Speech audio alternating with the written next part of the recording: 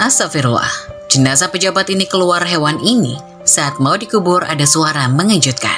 Terungkap akibat lakukan hal ini di dunia. Yang subscribe semoga masuk surga.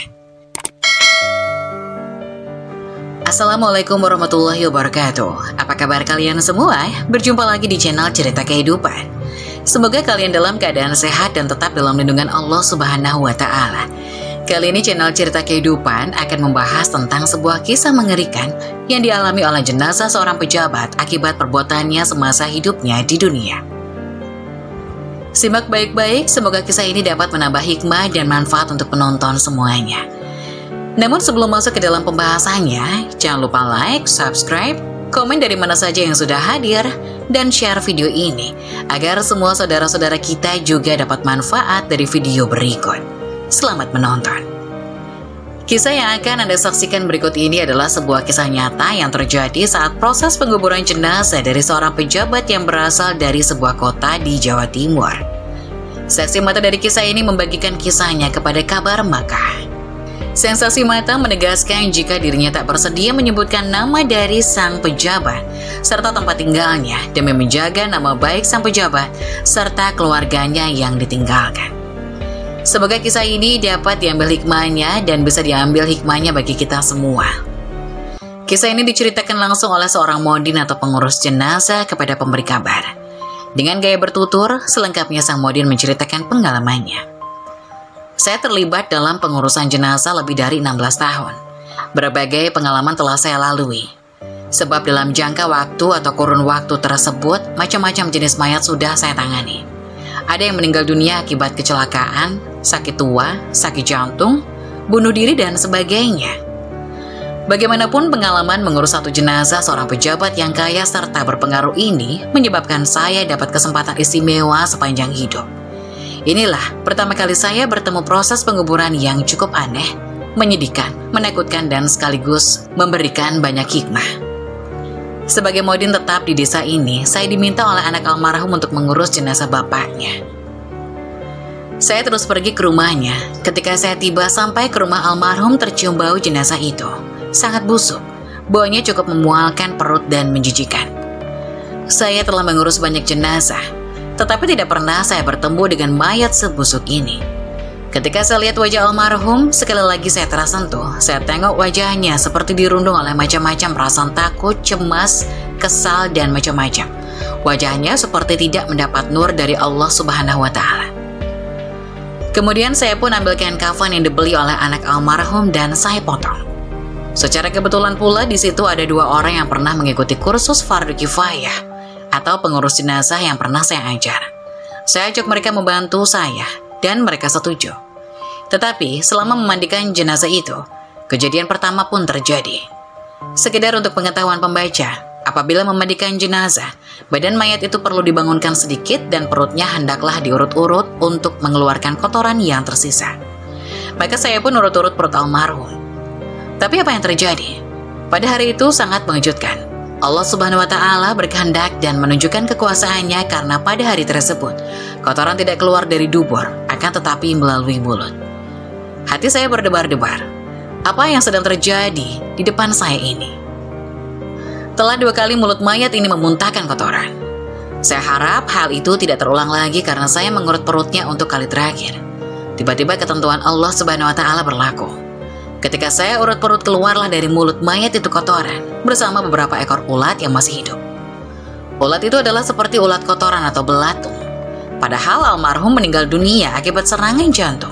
Dan waktu kematiannya dalam tempo yang begitu singkat, mayatnya sudah menjadi demikian rupa. Saya lihat wajah anak almarhum, mereka seperti kaget. Mungkin malu, terperanjat, dan merasa mendapat aib dengan apa yang berlaku pada bapaknya. Kemudian saya tengok 2 orang pembantu tadi, mereka juga terkejut dan panik. Saya katakan pada mereka, inilah ujian Allah terhadap kita. Kemudian saya minta salah satu seorang daripada pembantu pergi memanggil semua anak almarhum. Almarhum pada dasarnya seorang yang beruntung karena punya 7 orang anak. Kesemuanya laki-laki. Seseorang berada di luar negeri dan 6 lagi berada di rumah. Ketika semua anak almarhum masuk, saya nasihati mereka. Saya mengingatkan mereka bahwasanya tanggung jawab saya adalah membantu mengurus jenazah bapak mereka, bukan menguruskan semuanya. Tanggung jawab ada pada ahli waris.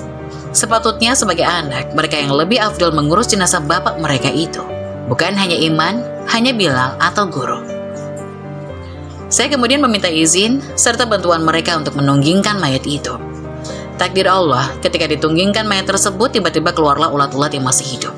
Hampir sebaskom banyaknya. Baskom itu kira-kira besar sedikit dari penutup saji meja makan. Subhanallah, suasana menjadi makin panik. Benar-benar kejadian yang luar biasa, sulit diterima akal pikiran manusia biasa.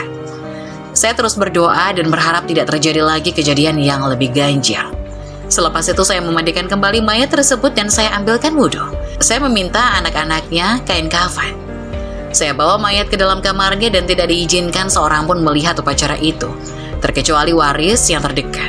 Sebab saya takut kejadian yang lebih aib akan terjadi. Peristiwa apa pula yang terjadi setelah jenazah diangkat ke kamar dan hendak dikafani, takdir Allah juga yang menentukan.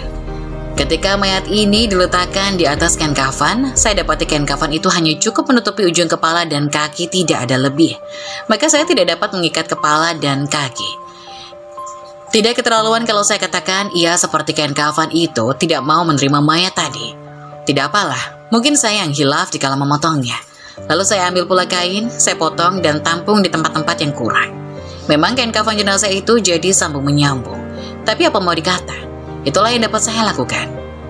Dalam waktu yang sama, saya berdoa kepada Allah. Ya Allah, jangan kau hinakan jenazah ini ya Allah.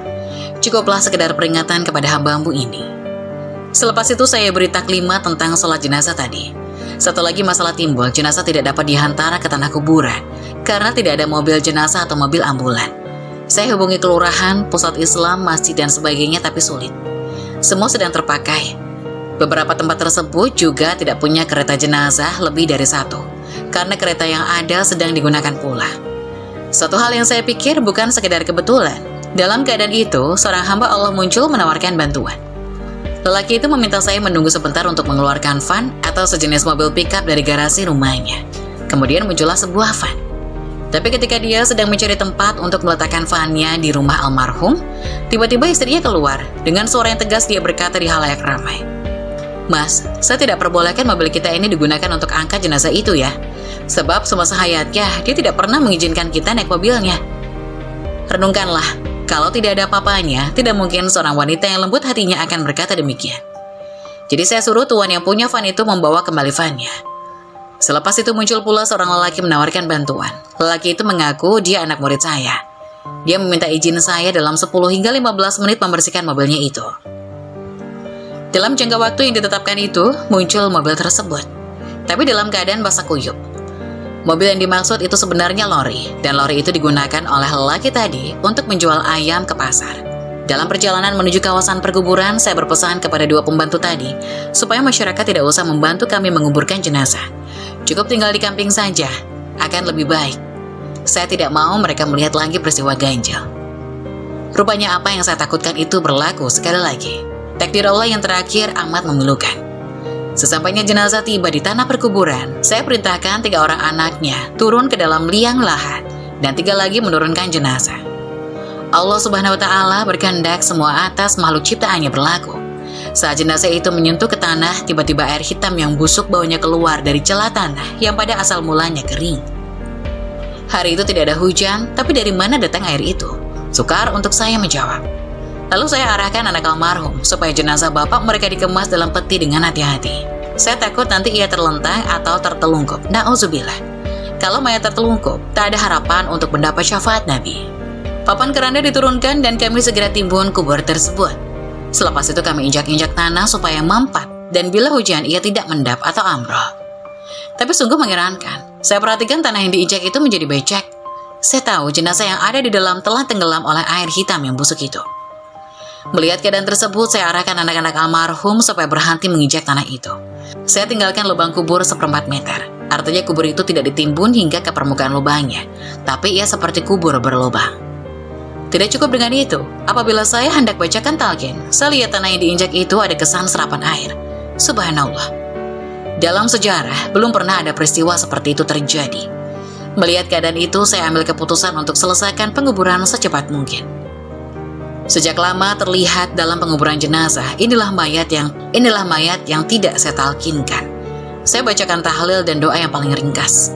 Setelah saya pulang ke rumah almarhum, saya lalu mengumpulkan keluarganya. Saya bertanya kepada istri almarhum, apakah yang telah dilakukan oleh almarhum sama saya? Apakah dia pernah menzalimi orang alim? Mendapat harta secara merampas, menipu dan mengambil yang bukan haknya? Memakan harta masjid dan anak yatim? Menyalahgunakan jabatan untuk kepentingan sendiri? Tidak pernah mengeluarkan zakat, sedekah atau infak? Istri almarhum tidak dapat memberikan jawabannya. Memikirkan mungkin dia malu untuk memberitahu. Maka saya tinggalkan nomor telepon rumah. Tapi sedihnya hingga sekarang tidak seorang pun anak almarhum menghubungi saya. Untuk pengetahuan umum, anak almarhum merupakan orang yang berpendidikan tinggi. Hingga ada seseorang yang beristrikan orang Amerika. Seorang dapat istri orang Australia dan seorang lagi istrinya orang Jepang.